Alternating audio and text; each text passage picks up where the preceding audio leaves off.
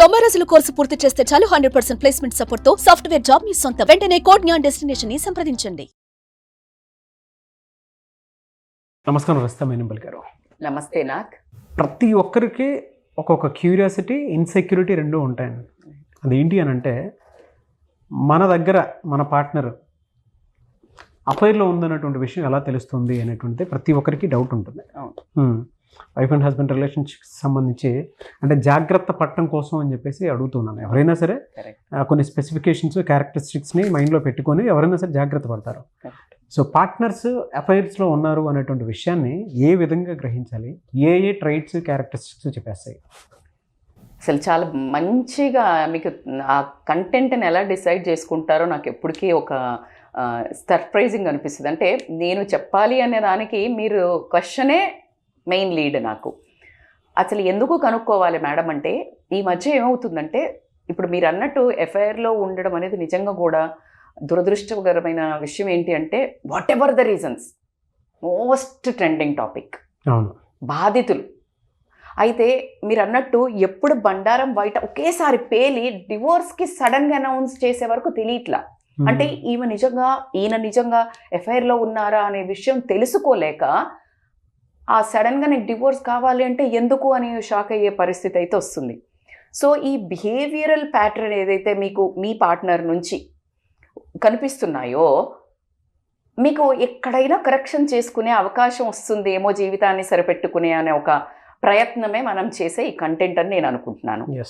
So for that like really మనం ఒక సొసైటీలో ఒక ఇంపార్టెంట్ కార్యక్రమమే చేస్తున్నాము అని అనిపిస్తుంది నాకు. సోషల్ ప్రాసెస్లో దట్ ఈస్ లైక్ మీరు నేను ఎప్పుడు కూర్చున్నా అదే కదా చేసేది. రాంగ్గా వెళ్తున్నారు, మీరు ఇవేం మాట్లాడుతున్నారని కాదు, జరుగుతున్నదే మాట్లాడుతున్నాము. సొల్యూషన్ ఉందో చూసుకోమంటున్నాము, సొల్యూషన్ కూడా ఉంది అని చెప్తున్నాము. సో ఇక్కడ అది ఇంపార్టెంట్. సో ఏమి క్యారెక్టరిస్టిక్స్ ఉన్నాయి అంటే, it's a very sensitive topic. So కాబట్టి మనం ఈ క్యారెక్టరిస్టిక్స్ని బట్టి మనము ఖచ్చితంగా ఇందులో నుంచి బయటకు పోయే సమస్య అయితే లేదు. ఇది ఇంకేదో జరిగింది అనేది అయితే ఉండదు. మీరు కూడా నాతో అగ్రీ చేస్తారు. సో ఫస్ట్ది ఏంటి అంటే, వీళ్ళకి అంటే అందరికీ తెలిసిందే, మీరు ఇమ్మీడియట్గా ఎవరిని అడగగానే చెప్పేది ఏంటంటే, వీళ్ళకి ఇంక్రీజ్డ్ సీక్రసీ పెరుగుతుంది అన్నట్టు. సీక్రసీ అంటే ఫోన్ అనుకోండి, the phone is the culprit అన్న విషయం ఇంకా అసలు ఇంకొకరు చెప్పకనే చెప్పొచ్చు. ఆ ఫోన్ని గార్డ్ చేయడం అంటే 24 గంటలు ఆ ఫోన్ని అంటే ఇట్లా పక్కనే పెట్టుకోవటం, అంటే అక్కడ కూడా ఉండదు, ప్రాణం దాని మీదే ఉంటుంది. తర్వాత ఒక పాస్వర్డ్ కాదు, డబల్ ఆథెంటికేషన్ పాస్వర్డ్ ఉండటం, ఆ ఫోన్ని ఎల్లప్పుడూ తిరగబెట్టి ఉంచటం.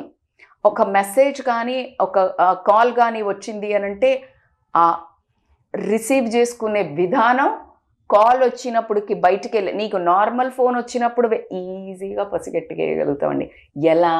ఒకవేళ నీ పార్ట్నర్ మీద నీకు ఒక అవగాహన ఉండి, ప్రేమ ఉండి, ఇంట్రెస్ట్ ఉండి, వాళ్ళ మీద మీకు ముందు నుంచి ఒక అవగాహన ఉంటే కనుక ఈజీగా పట్టేస్తారు. నీకు ముందు నుంచి కూడా సోయి లేదు, వాళ్ళు ఎటు పోతున్నారు, ఏం చేస్తున్నారు అంటే ఎవరు కూడా పట్టుకోలేరు. అందుకే మాత్రం వాళ్ళు అటు పోతున్నారేమో అనుకోవచ్చు మనం. సో కాబట్టి ఆ సీక్రసీ అనేది కంపారిటివ్లీ పెరుగుతుంది. ఒకప్పుడు ఎక్కడ ఫోన్ ఉందో అంటే కూడా ఏమో తెలియదు అనేవాళ్ళు ఫోన్ 24 గంటలు ఫోన్ పక్కన పెట్టుకొని ఉంటున్నారు అంటే మాత్రం you need to be very suspicious. This is the major number 1 caution. And second వచ్చేసి, వీళ్ళు ఇప్పుడు ఫర్ ఎగ్జాంపుల్ జెంట్స్ అనుకోండి, లేకపోతే లేడీస్ అయినా ఎవరైనా, వీళ్ళది చేంజ్ ఆఫ్ షెడ్యూల్ ఉంటుంది. ఒకప్పుడు పురుసత్తుగా 9ంటికి మంచిగా బ్రేక్ఫాస్ట్ చేసి నిమ్మలంగా తయారయ్యిపోయి, మళ్ళీ ఆఫీస్ టైం కాగానే ఇంటికి వచ్చి మంచిగా ఫ్రెష్ అప్ అయిపోయి అలా మంచిగా టీవీ, ఇది అయినా రొటీన్. కానీ సడన్గా లేట్ నైట్స్ రావటం, ఏదో ఎక్స్ట్రా మీటింగ్స్ ఉందని చెప్పటం, తర్వాత సండేస్, వీకెండ్స్, సాటర్డేస్, ఆఫీసులకు హాలిడేస్లు ఉన్న రోజుల్లో కూడా పని ఉంది, ఆఫీస్ పని అని బయటికి వెళ్ళటం.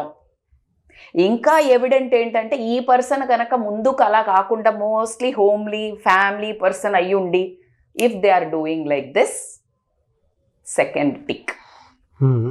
ఎందుకంటే వాళ్ళకి ఇదివరకు ఇంత డ్రాస్టిక్ చేంజ్ అయితే ఆఫీస్లో రాదు, వీకెండ్స్ పోనీ ఆ పని అవగాహన కూడా చెప్తుంటారు. అండ్ థర్డ్ ఏంటి అని అంటే, ఎమోషనల్ డిస్టెన్స్ వస్తుంది. ఈ రెండు మీరు అనొచ్చు, ఎవరైనా నా మీద కోపం వచ్చిన వాళ్ళు, ఇప్పుడు అదేంటి మేడం పని ఉండొచ్చు కదా, షెడ్యూల్ ఎట్లా మారదు, నా ఆఫీస్లో నా బాస్ నన్ను తొక్కేస్తున్నాడు, ఇంకా అప్రైజల్ లేదు, సో నేను I need to be long nights ఉండాలా, ఇంకా వీకెండ్స్ కూడా నాకు కంప్లీట్ చేసుకోవాలా అని వైఫ్ని బోల్తా కొట్టియచ్చు. థర్డ్ వస్తుంది, నిజంగా ఆఫీస్ పని అనుకో ఎమోషనల్లీ దగ్గర అవుతాడు భార్యకి, భార్య భర్తకి, ఎందుకంటే అలసిపోయి వస్తారు. కానీ ఇక్కడ గనక ఒకవేళ వేరే రిలేషన్లో ఒక వైపు మొగ్గు చూపిస్తున్నారు అని తెలవడానికి ఎమోషనల్ డిస్టెన్స్ వస్తుంది. ఇక్కడ 2 తప్పించుకున్నా ఇక్కడ మాత్రం ఎమోషనల్ డిస్టెన్స్ పెరుగుతుంది వేరేదైతే. సో ఎమోషనల్ డిస్టెన్స్ రావటం ఏంటి అని అంటే వీళ్ళతోటి అసలు అంటే ఏమి డిస్కషన్, ఫ్యామిలీ డిస్కషన్స్ ఉండవు. అంటే ఏదైనా ఒక టాపిక్ గురించి పక్కన కూర్చొని ముచ్చటించడానికి ఇష్టపడరు. పెద్ద ఇట్లా అంటే సరదాగా ఉండటమో, ఒక నవ్వటమో, భర్త భార్యనో చిలిపిగా ఏమన్నా చేయటం, they won't have that connection. దాంతో ఏంటి అసలు అంటే వాళ్ళకి ఒకళ్ళ మీద ఒకళ్ళకి ఎఫెక్షను, అంటే చూడంగానే ఒక కనెక్షన్ అయితే ఉంటుంది కదండి. ఆపోజిట్ జెండర్కి ఎట్లా ఉంటుంది, ఇప్పుడు వైఫ్ హస్బెండ్ చూడంగానే ఒక రకమైన ఏదో ఒక అట్రాక్షన్ అయితే ఉంటుంది. అది కట్ అవుతుంది అని తెలిసేది మాత్రం ఈజీగా తెలుస్తుందా లేదా? అవును, డెఫినెట్గా తెలుస్తుంది. సో అది ఇమ్మీడియట్గా యూ కెన్. అయితే మీకు ఇంకొకటి, ఈ 3 జరిగిన తర్వాత ల్యాక్ ఆఫ్ కమ్యూనికేషన్ అంటారు. ఆ ల్యాక్ ఆఫ్ కమ్యూనికేషన్ ఏంటి అంటే ఇది వరకు కాస్త మధ్యలో ఒకసారి ఫోన్ చేయటము, తిన్నారా అనుకొని మాట్లాడుకోవడము, లేకపోతే ఈయన బయటికి వెళ్తుంటే నాకు మెసేజ్ పెట్టి చెప్పడము, ఇలాంటివన్నీ తగ్గిపోతాయి. అంటే ఇన్ఫార్మ్ చేయడం ఉండదు, ర్యాండమ్గా దే డోంట్ కన్సిడర్ నేను రావట్లేదనో, లేకపోతే అన్నం పెట్టొద్దనో, లేకపోతే ఇదివరకు అదంతా ఉండేది. సో ల్యాక్ ఆఫ్ కమ్యూనికేషన్ ఉంటుంది. టెక్స్ట్లో ఒకసారి 4-5 సార్లు చేసేవాళ్ళు ఇప్పుడు 0 అవ్వటము, కాల్స్ చేయటం 0 అవ్వడము పార్ట్నర్కి. ఎందుకంటే వాళ్ళ ఎనర్జీ ఎక్కడ పోతుంది, అవుట్ సైడ్కి డైవర్ట్ అయిపోయింది. ఇటు నీళ్ళు రావట్లేదంటే ఇంకోవైపు డైవర్ట్ చేసినట్టే కదా. సో అది అవుతుంది అన్నట్టు. సో ఈ ల్యాక్ ఆఫ్ కమ్యూనికేషన్ ఒకటి చాలా ఇంపార్టెంట్. వీటన్నిటికి కాకుండా ఇంకొకటి కాస్త మనము ఫ్యాన్సీగా చెప్పుకోవాలంటే చేంజ్ ఇన్ డ్రెస్సింగ్ స్టైల్. ఇన్ని రోజులు ఒక రకంగా డ్రెస్సింగ్ స్టైల్ ఉంటుంది, కాస్త మంచిగా ట్రెండింగ్ షర్ట్స్ వేయటమో, ట్రెండింగ్ శారీస్ కట్టడమో, లేకపోతే వార్డ్రోబ్ చేంజ్ చేయటమో, అన్నిటికంటే important secret change in perfume.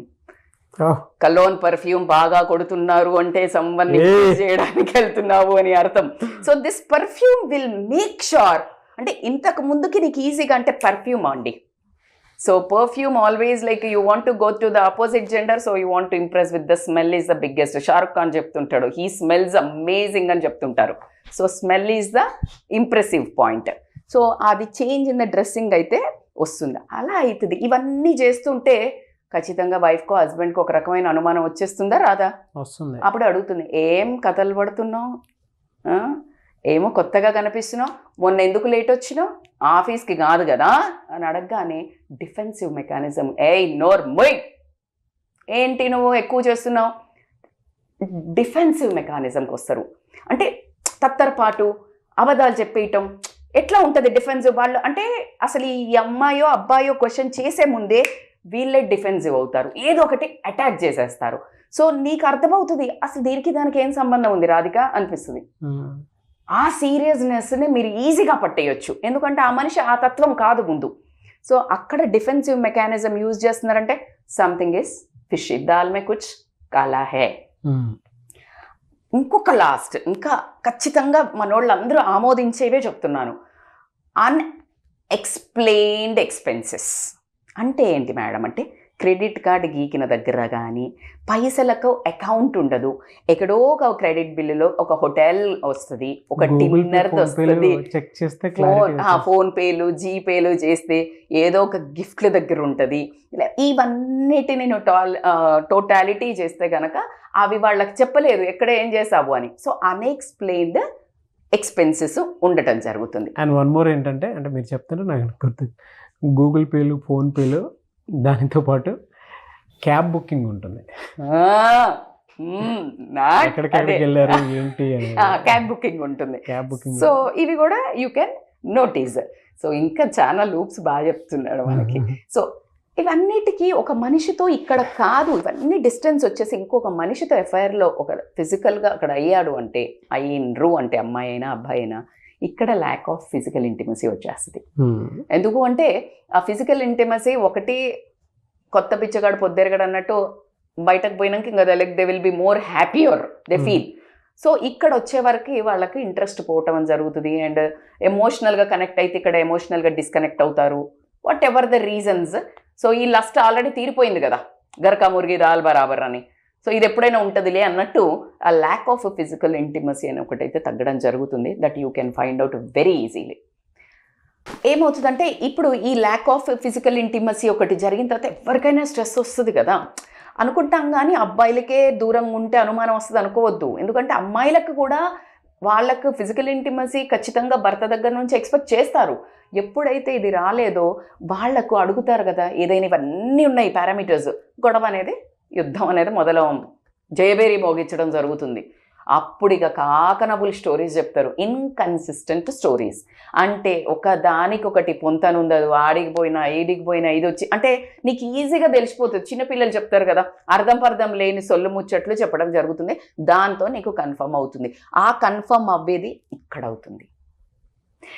ఎవ్వరు చెప్పక్కర్లేదండి. ప్రపంచంలో నీ భర్త కానీ నీ భార్య కానీ నీతో లేరు, నీతో మానసికంగా శారీరకంగా నీకు దగ్గర లేదు, సంథింగ్ ఇస్ ఫిషీ అని ప్రపంచంలో మూడో వాడు వచ్చి నీకు చెప్పిండు అంటే అసలు మీ ఇద్దరు మధ్యలో బదనం లేదు. ఈ వీడియో చూసిన తర్వాత ఆటోమేటిక్గా క్లారిటీ వచ్చేస్తుంది. అంటే మీరు చెప్పినటువంటి క్యారెక్టరిస్టిక్స్ కానీ ట్రైట్స్ కానీ ఆటోమేటిక్ అయితే చెప్తుంది. డెఫినెట్గా అంటే మీరు చెప్పినట్లు రోజు ఆఫీస్కి టైం టు టైం వచ్చేటువంటి ఒక మనిషి సాయంత్రం స్పెండ్ చేసేంత వరకు, అంటే టైం దాటుతుంది అని అంటే ఒక రకమైనటువంటి విషయం కనుక్కోవడానికి మన దగ్గర ఒక్కొక్క సస్పిషియస్ యాక్టివిటీ అనేది మనం గమనించవచ్చు. అదే రోజుల తరబడి వెళ్ళిపోతుంది అని అంటే, రెండు ఈవెన్ సండేలు కూడా ఇక్కడ స్పెండ్ చేయాల్సింది ఇంకెక్కడో జరుగుతుంది అనేటువంటిది క్లారిటీ వచ్చేస్తాయి. మూడు, ఇందాక మీరు ఒక్కొక్క మాట అన్నారు, టెక్నాలజీ దానికి సంబంధించింది కూడా ఎలా అని అంటే వాళ్ళు ఒక్కొక్క సీక్రసీ మెయింటైన్ చేస్తూ ఉంటారు. అంటే మొబైల్ సీక్రసీ అనేది డెఫినెట్గా మెయింటైన్ చేస్తూ ఉంటారు.